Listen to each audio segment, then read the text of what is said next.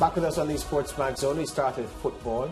8 games were played today in the first knockout stage of the Europa League. There are 32 teams left, and for the first time in competition history, the 8 second-placed teams from the group stage of the Europa League will meet one of the 8 side finishing third in their respective Champions League groups in a 2-legged playoff affair to reach the round of 16. So 32 left. They're eliminating 16 in this round. 16 will be left to go into the knockout phase proper. Now at Camp Nou, hosts Barcelona faced Italian outfit Napoli.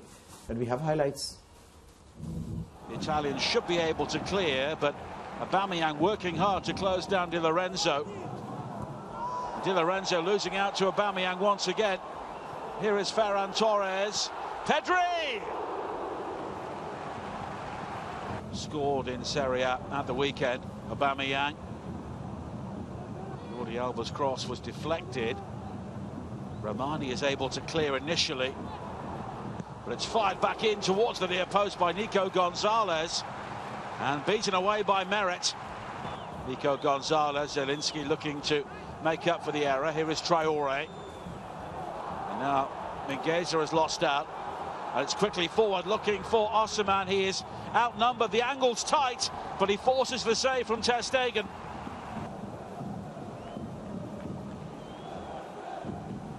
Zielinski. Now Elmas back to Zielinski. Good save by Ter Stegen, but the rebound is hammered in.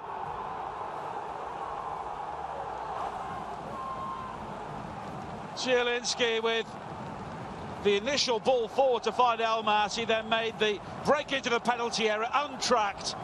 The first shot kept out by Ter Stegen, but he was helpless as the second.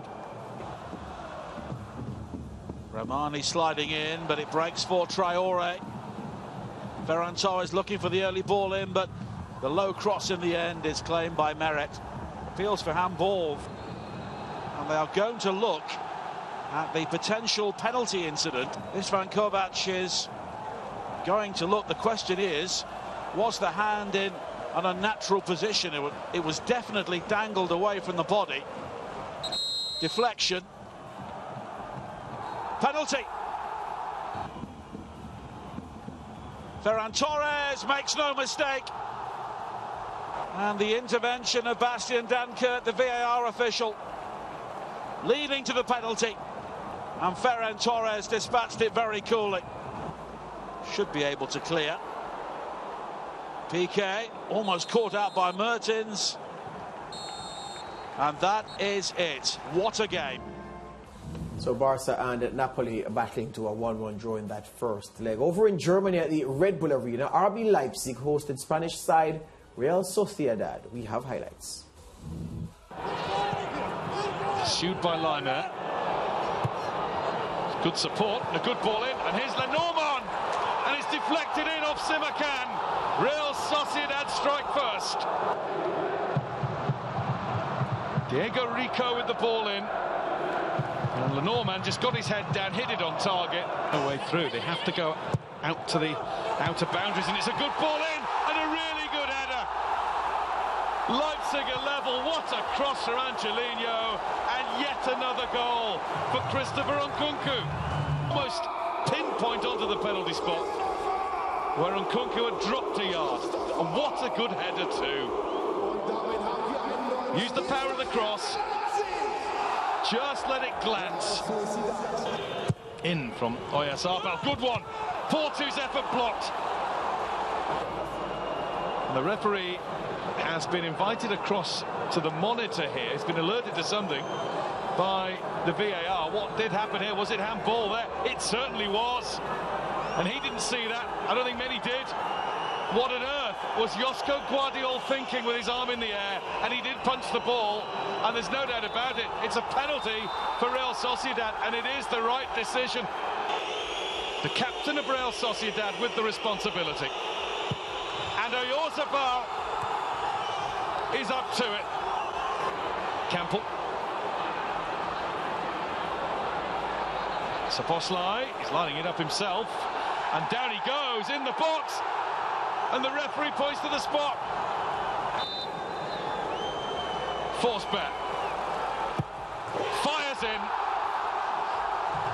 2-2. And RB Leipzig will now push for the winner. He's going to hit it. And that's a bit of a waste. It's also the last kick of the game. A really entertaining first leg. All right, so that's what we had in terms of the highlights from those two games. Let me just give you the full schedule of results from the game day today. As we confirmed, Barcelona and Napoli drew 1-1. Borussia Dortmund beaten 4-2 in Scotland beaten 4-2 at home by Rangers. FC Sheriff from Moldova beat SC Braga, the Portuguese side, 2-0.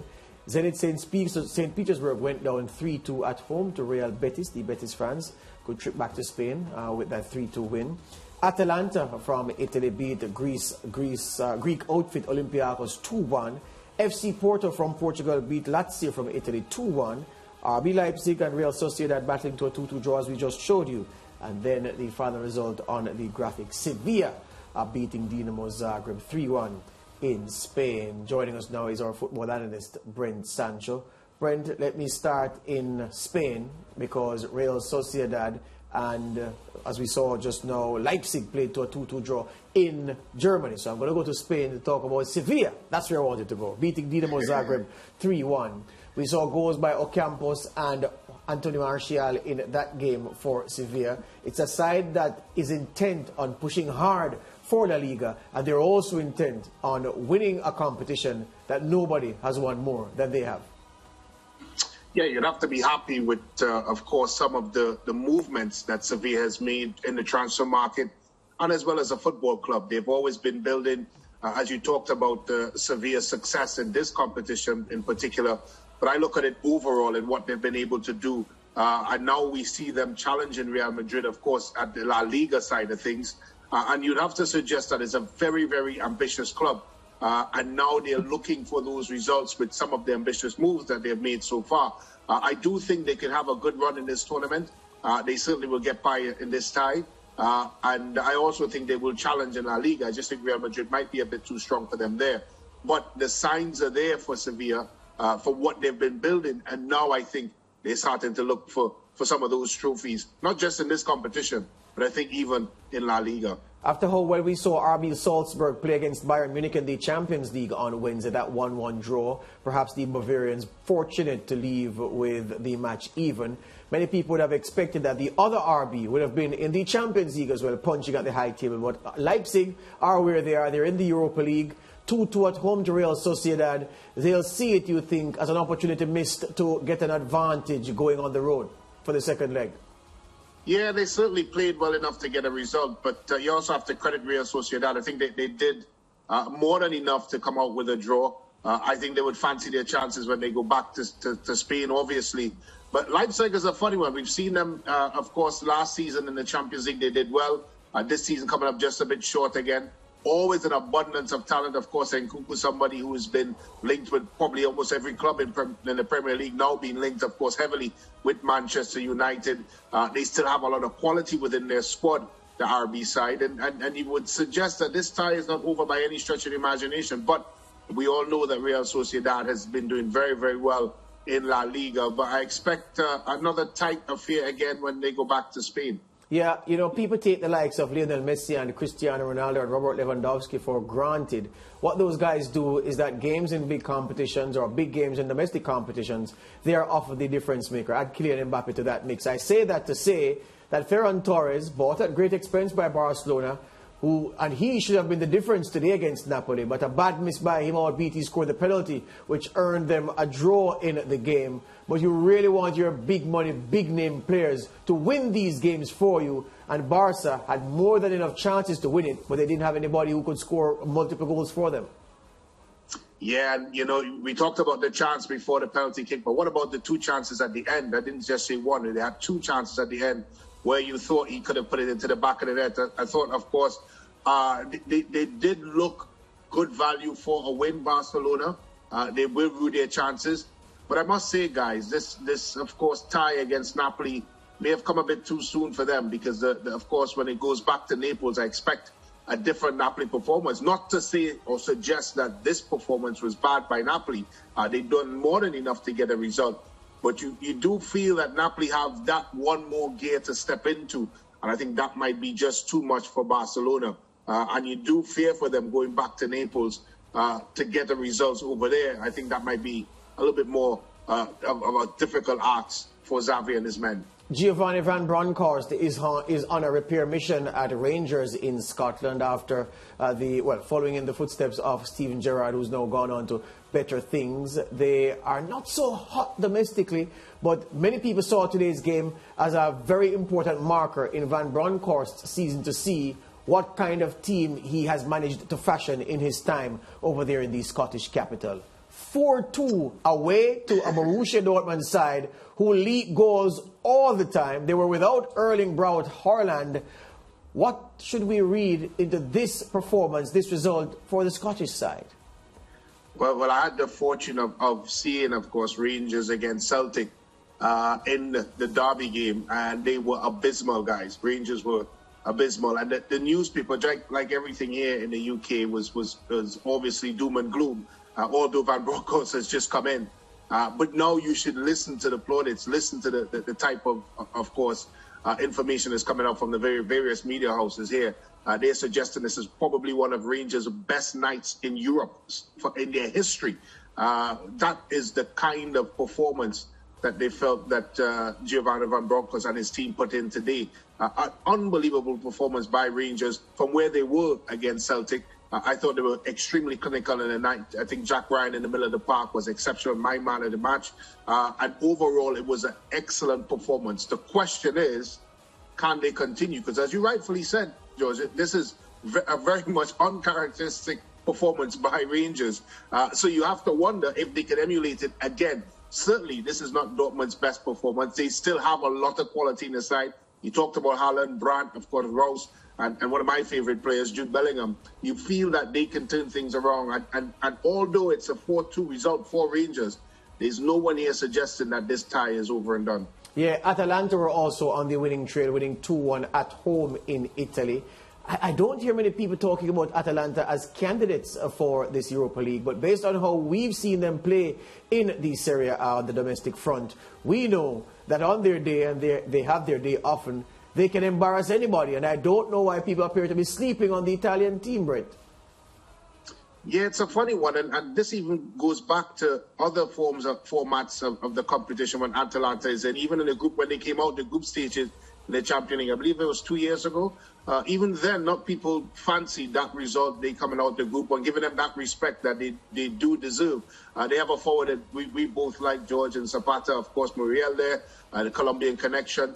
But overall, they're still quite a very, very strong team. I watched them against my favorite team, Juventus, over the course of the week, and they should have won that game. Juventus, of course, scoring in the dying seconds of injury time.